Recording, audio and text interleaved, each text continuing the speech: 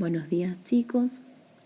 Esta presentación es simplemente un cuadro comparativo entre síndrome nefrótico y síndrome nefrítico. La idea es que es simplemente un resumen y que sirva como de guía para ver las principales características que tienen en común y las principales diferencias, ¿sí? Los datos están muy resumidos, no es para que estudien solo esto. Con respecto a la definición, recordamos que la tríada característica del síndrome nefrótico es edemas, la proteinuria y la hipoalbuminemia, mientras que la tríada del síndrome nefrítico es edemas, hematuria e hipertensión arterial. Se le pueden agregar la hipercolesterolemia al nefrótico y la falla renal aguda en síndrome nefrítico. Con respecto a la edad de presentación, en términos generales, si bien ambos se pueden presentar entre los 0 y los 15 años, la edad de presentación más frecuente es entre los 2 y los 6 años en el nefrótico y entre los 5 y los 12 años en el nefrítico, teniendo su pico en los 10 años. La etiología más frecuente del síndrome nefrótico va a ser el idiopático, con histología cambios mínimos, mientras que la más frecuente en pediatría para el síndrome nefrítico va a ser, dentro de las de bajo complemento, la glomerulonefritis proliferativa postinfecciosa, principalmente la postestreptocóxica.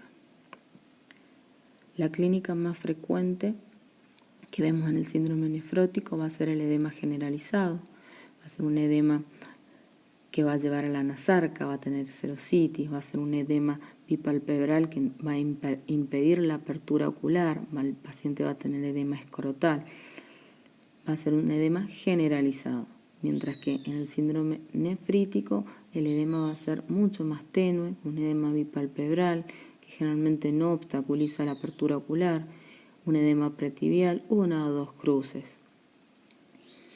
En el síndrome nefrótico también vamos a encontrar la proteinuria como síntoma guión, mientras que en el nefrítico va a estar la hematuria y la hipertensión. Si pensamos, ambos pacientes van a tener oliguria y van a tener aumento de peso por la retención de líquidos. La diferencia es dónde está esa cantidad de líquido que están reteniendo los pacientes, ¿no es cierto? El paciente con síndrome nefrótico va a tener un líquido intravascular, o sea, el intracirculatorio, va a estar disminuido, ¿sí? O sea que va a estar en hipovolemia dentro del vascular, mientras que el nefrítico va a tener un aumento del líquido intravascular.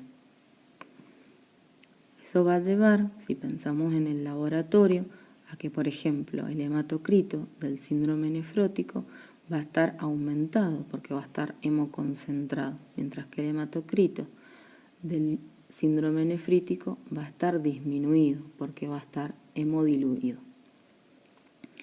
En el síndrome nefrótico vamos a encontrar proteinuria en el sedimento de orina, en el nefrítico hematuria. Acá cabe destacar, como vimos en el teórico, el nefrítico puede tener en menos del 2% proteinuria en rango nefrótico, pero no es lo más característico. Y también sabemos que el nefrótico puede tener hematuria, tampoco es lo más característico. Lo que presentamos en el cuadro es lo más frecuente. En el nefrótico también vamos a encontrar la hipoalbuminemia, la hipercolesterolemia, la hipertrigliceridemia, hipogamaglobulinemia y hipocomplementemia, ¿cierto? Por pérdida de complemento por orina. En el nefrítico podemos encontrar una hipocomplementemia si estamos dentro de una de las causas que consumen complementos, ¿sí? Como es, por ejemplo, la posinfecciosa. La urea y la creatinina elevada va a ser típico del nefrítico, puede estar presente en el nefrótico. La hiponatremia puede estar presente en ambos, ¿sí? En el nefrótico va a ser una hiponatremia porque el sodio puede difundir hacia, por ejemplo, la citis, hacia los tercer espacios, como un derrame pleural o una citis. Si vemos la radiografía de tórax, seguimos con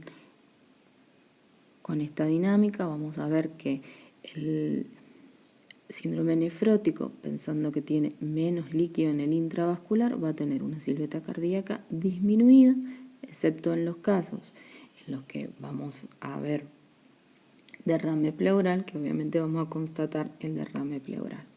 Esta sería una radiografía de un paciente con síndrome nefrótico, donde no se ve un aumento de la trama broncovascular y el corazón es más bien pequeño. Sacamos un índice cardiotorácico, probablemente sea menor a 0,5. Si vemos el del paciente con un síndrome nefrítico, vamos a encontrar una silueta cardíaca aumentada y signos de hiperflujo broncovascular, por ejemplo en esta radiografía, donde vemos que el paciente, si bien no es la mejor penetrancia, vemos que tiene un aumento de la silueta cardíaca, un índice mayor a 0,5 y que tiene una distribución iliofugal.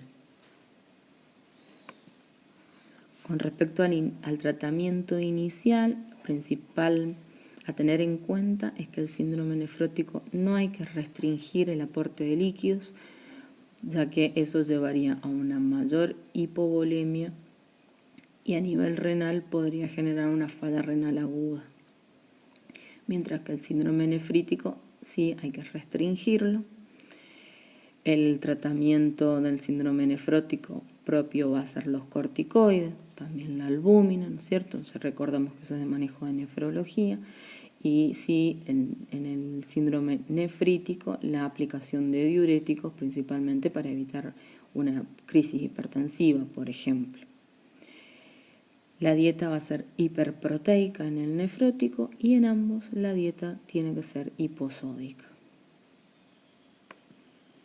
Con respecto a las complicaciones más frecuentes, vamos a ver que las más frecuentes en el síndrome nefrótico van a ser las infecciosas y las trombóticas, mientras que en el síndrome nefrítico va a ser el edema agudo de pulmón, la insuficiencia cardíaca y las crisis hipertensivas.